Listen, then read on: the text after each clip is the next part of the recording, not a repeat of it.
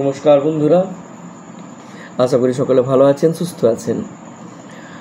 13 বছরের যে বাচ্চাটি আত্মহত্যা করেছিল বা করেছে, সেই প্রসঙ্গে আমি দুটো প্রশ্ন রেখেছিলাম যে বাচ্চাটি মাকেই কেন চিঠি লিখলো, এবং 2 নম্বর প্রশ্ন, বাচ্চাটি লিখলো কেন, বলতে কেন পারল না। যারা রিপ্লাই দিয়েছেন কমেন্ট বক্সে তাদের সকলকে ধন্যবাদ, যারা পোস্টটি পড়েছেন তাদেরকে সকলকে ধন্যবাদ। মূল প্রসঙ্গে আসি। আমি এটা দুটো পার্টে ভিডিওটা বানাবো। আজকে ডিসকাস করছি বাচ্চাটা মাকেই কেন লিখলো। এইটা বুঝতে গেলে আপনাকে একটু বাচ্চাদের সাইকোলজিটা বুঝতে হবে। আমি যেটুকু স্টাডি করেছি, পড়েছি, তাতে করে একটি ছোট বাচ্চা, সে যদি মেয়ে হয়, তার বাবা হচ্ছে তার first love, first perfect man, আর একটি মেয়ের চোখে তার মা হচ্ছে first role model to follow. এদের দুজনকে দেখেই কিন্তু এরা মেনলি শেখে। সাইকোলজিতে এটাও বলা হয় যে একটি মেয়ে যখন তার বিয়ের দেখাশোনা হয় বা তার পার্টনারকে যখন সিলেকশন করে, সে তার বাবার ছায়া সেই মানুষটার মধ্যে খোঁজে। অন দি আদার হ্যান্ড, একটি ছেলে, তার চোখে তার বাবা হচ্ছে ফার্স্ট হিরো, যাকে সে ওয়ার্শিপ করে, যার মতো সে হতে চায়, আর তার মা হচ্ছে তার ফার্স্ট লাভ, যাকে সে প্রথম ভালোবাসে, যার গন্ধ দিয়ে তাকে সে চিনেছে, যার ব্যাপারে সে প্রচণ্ড অবসেসিভ, প্রচণ্ড পজেসিভ।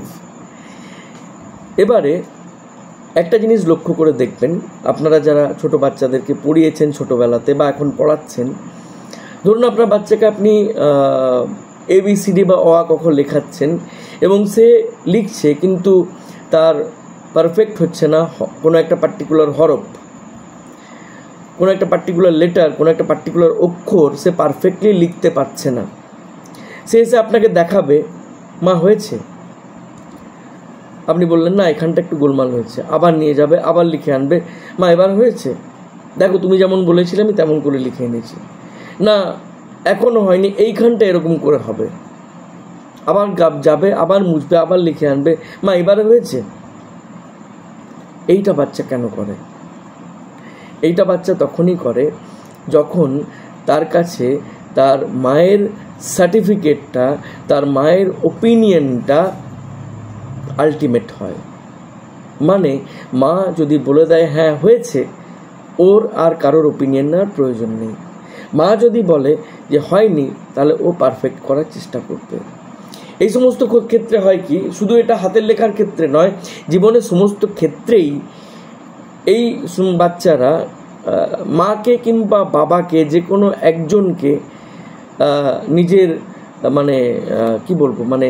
সার্টিফাইং অথরিটি বলে ভেবে নেয়। যে বাবা যদি বলে কিংবা মা যদি বলে ঠিক আছে তবেই, বাবা যদি মেনে নেয় কিংবা মা যদি মেনে নেয় তবেই। তার মানে ওর কাছে বাবার বা মায়ের ওপিনিয়নটা খুব ম্যাটার করে।